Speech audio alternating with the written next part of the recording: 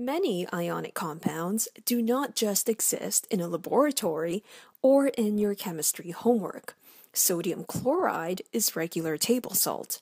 Sodium fluoride is added to some toothpastes to help strengthen tooth enamel. Ammonium nitrate can be used to fertilize plants.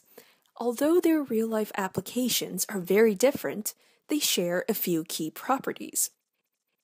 In this lesson, we will learn about the properties of ionic compounds. These ionic compounds have very high melting points and are brittle because of their 3D giant ionic lattice structure. The strong electrostatic attractions holding the 3D lattice structure in place mean that a lot of energy is required to overcome these attractions. When we apply a force, it breaks the regular repeating pattern of oppositely charged ions, causing ions with like charges to come close to one another. The ensuing repulsion breaks the lattice structure. Sodium chloride, sodium fluoride, and ammonium nitrate can all dissolve in water, as we know. Or else we wouldn't be able to flavor our soups, brush our teeth, or fertilize our plants. Most ionic compounds are soluble in water.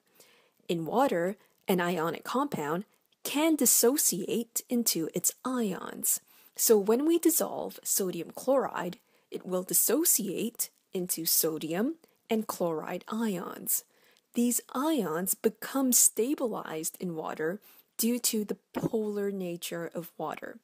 As you can see, the sodium ions are stabilized by the negative dipole of water, and the chloride ions are stabilized by the positive dipoles of water. This solvation stabilizes the free-floating ions. An ionic compound dissolved in water can conduct electricity. This is another key property of ionic compounds.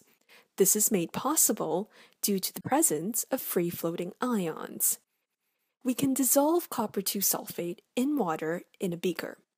Add a few drops of sulfuric acid. Place a strip of copper and a strip of zinc into the solution. These will act as electrodes. Using 2 alligator clips, connect one strip to one end of the mini light bulb and another strip to the other end to complete the circuit. You will see that the light bulb lights up. Hence, this solution conducts electricity. Following on the same idea, molten ionic compounds can also conduct electricity. The lattice structure is broken at high temperatures, and so the ions become free-floating. In summary, ionic compounds have high melting points, are brittle, and can conduct electricity when dissolved in water or molten due to the presence of free-floating ions.